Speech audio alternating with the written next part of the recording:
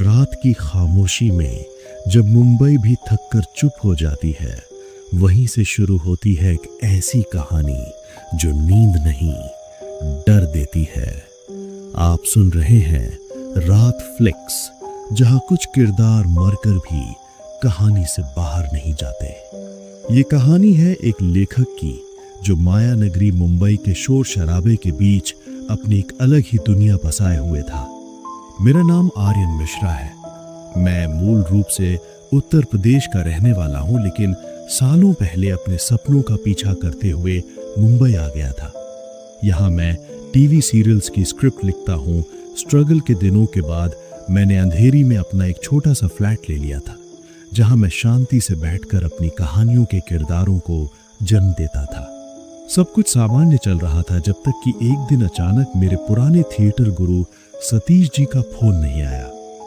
उन्होंने मुझे बताया कि लखनऊ से एक कलाकार लड़की जिसका नाम रचना शर्मा था, काम की तलाश में मुंबई आ रही है। सतीश जी ने मुझसे गुजारिश की कि जब तक वो अपने रहने का कोई ठिकाना नहीं ढूंढ लेती, क्या मैं उसे हफ्ते 10 दिन के लिए अपने फ्लैट पर पनाह दे सकता हूँ। मैंने पुराने गुरु का मान रखते हुए बिना सोचे समझे हाँ कर दी। मुझे लगा कि शायद कोई स्ट्रगलिंग एक्ट्रेस होगी जिसे काम दिलाने में मैं भी थोड़ी मदद कर पाऊंगा। जब रचना मेरे घर पहुंची तो पहली नजर में वो बिल्कुल साधारण सी लगी, लेकिन उसकी आवाज में कुछ अजीब सा भारीपन था।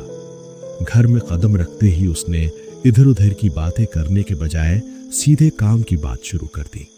वो इतनी बेचैन थी कि अपना बैग खोलकर तुरंत अपनी शो रील दिखाने के लिए पेन ड्राइव ढूंढने लगी। उसकी आंखों में काम पाने की एक ऐसी भूख थी जो मुझे डराने लगी थी।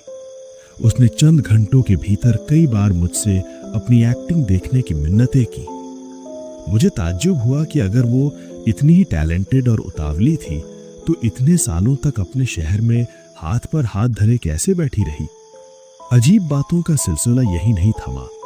मैंने गौर किया कि वो घर में कभी कुछ खाती पीती नहीं थी। जब भी मैं उसे खाने के लिए पूछता, वो कोई ना कोई बहाना बना देती। कभी कहती कि वो बाहर से खाकर आई है, तो कभी किसी एलर्जी का बहाना बना देती। इसके अलावा वो कभी मुझे खुद फोन नहीं करती थी। हमेशा मुझे ही उसकी खैरियत जानने के लिए कॉल करना पड़ता था। एक शाम जब मैं अपने दोस्त रोहन के साथ बाहर था, तो उसने मुझे याद दिलाया कि रचना के पास घर की चाबी नहीं है। मैंने उसे फोन किया और एक चौराहे पर मिलने को कहा था कि मैं उसे चाबियां दे सकूं।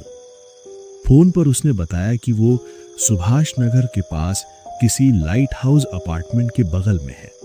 मैं हैरान रह गया क्योंकि मुंबई में उस नाम की कोई जगह मुझे पता ही नहीं थी। वो ऐसे अजीबोगरीब ठिकानों के नाम ले रही थी जैसे वो किसी और ही शहर या किसी और ही जमाने में हो। मैं उस पर झुंझलाने ही वाला था कि तभी सड़क के उस पार वो मुझे खड़ी नजर आई। मैंने उसे अपनी तरफ इशारा किया। वो बिना दाएं बाएं देखे पागलों की तरह सड़क पार करने लगी। एक भारी ट्रक उसकी तरफ तेजी से बढ़ रहा था। मैं जोर से चिल्लाया, लेकिन सब बेकार रहा। मेरी आंखों के सामने वो ट्रक उसे रौंदता हुआ निकल गया और उसका शरीर हवा में उछलकर दूर जा गिरा। मैं सदमे से जम गया था, लेकिन तभी मेरे कान से लगे फोन पर उसकी खिलखिलाती हुई हंसी सुनाई दी। जब मैंने नजरें उठाकर देखा तो वो बिल्कुल सही सलामत मेरे सामने खड़ी मुस्कुरा रही थी। मुझे समझ नहीं आया कि जो मैंने देखा वो सच था या मेरा कोई मति भ्रम। उस घटना के बाद घर का माहौल और भी बोझिल हो गया। एक दिन जब मैं घर लौटा तो देखा कि पूरे फ्लैट में पानी भरा हुआ था। मैंने कई बार उसे आवाज लगाई, तब जाकर मैंने देखा कि वो पानी की टंकी के ऊपर बैठी गुनगुना रही थी। जब मैंने उससे पूछा कि वो उतनी ऊंचाई पर कैसे चढ़ी, तो उसने बिना कुछ कहे पानी में एक ऐसी छलांग लगाई जैसे उसे चोट लगने का कोई डर ही ना हो। धीरे धीरे रचना का व्यवहार और भी हिंसक होने लगा। वो अक्सर अपने कमरे में अंधेरे में बैठकर उकड़ू अवस्था में घंटों रोती और खुद से ही बातें करती। उसे लगने लगा था कि दुनिया उसे नजरअंदाज कर रही है। एक दिन जब मैंने उसे टोकने की कोशिश की तो वो मुझ पर बुरी तरह झपट पड़ी और पुराने नाटकों के डरावने डायलॉग बोलने लगी। वो गांधारी का वो मशहूर श्राप सुनाने लगी जिसमें वो पूरे वंश के नाश की बात करती है। उसकी आवाज और उसके चेहरे के हाव भाव देखकर ऐसा लग रहा था जैसे उसके भीतर कोई शैतान समा गया हो। वो बार बार मुझसे काम की मांग कर रही थी और मुझे झूठा कह रही थी। उस रात मैं बुरी तरह डर गया था और अपने कमरे में चादर ओढ़कर सोने की कोशिश कर रहा था। तभी मुझे महसूस हुआ कि कोई मेरी चादर खींच रहा है। जैसे ही मैंने आंखें खोली, रचना का चेहरा मेरे चेहरे के बिल्कुल करीब था। उसने अपनी ठंडी और मजबूत उंगलियों से मेरा गला दबोच लिया। वो पागलों की तरह हंसते हुए मुझसे पूछ रही थी कि क्या उसकी ये एक्टिंग मुझे पसंद आई। उस वक्त उसकी आंखों में जो मौत का सन्नाटा था, उसने मेरी रूह कंपा दी। अपनी जान बचाने के लिए मैंने किसी तरह मोबाइल उठाया और सतीश जी को फोन लगाया। मैंने उन पर चिल्लाते हुए पूछा कि उन्होंने आखिर कैसी लड़की को मेरे पास भेज दिया है। सतीश जी की बातों ने मेरे पैरों तले जमीन खिसका दी। उन्होंने कांपती आवाज में बताया कि रचना उनके पास आई तो थी और उन्होंने मुझसे बात करने का वादा भी किया था, लेकिन उसी शाम घर लौटते वक्त एक भयानक एक्सीडेंट में उसकी मौके पर ही मौत हो गई थी।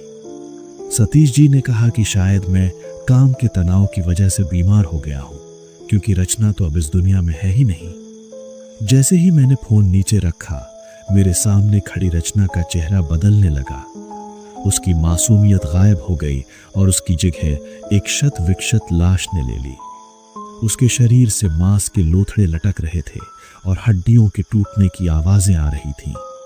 वो किसी जानवर की तरह गुर्रा रही थी। मैं अपनी पूरी ताकत लगाकर चीख पड़ा। आज उस खौफनाक मंजर को 5 साल बीत गए हैं। मैं आज भी नहीं जान पाया कि वो रचना थी या उसकी अधूरी ख्वाहिशों का कोई प्रेत, जो काम की तलाश में मौत के बाद भी भटक रहा था। आज भी जब कभी रात के सन्नाटे में मुझे किसी की गुनगुनाहट सुनाई देती है तो मेरे रोंगटे खड़े हो जाते हैं।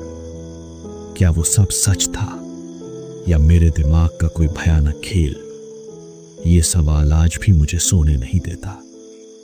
अगर आज रात आपको किसी की गुनगुनाहट सुनाई दे तो समझ लीजिए कहानी अभी खत्म नहीं हुई। रात फ्लिक्स पर लौटते रहिए, क्योंकि यहां डर सोता नहीं, बस अगली कहानी का इंतजार करता है।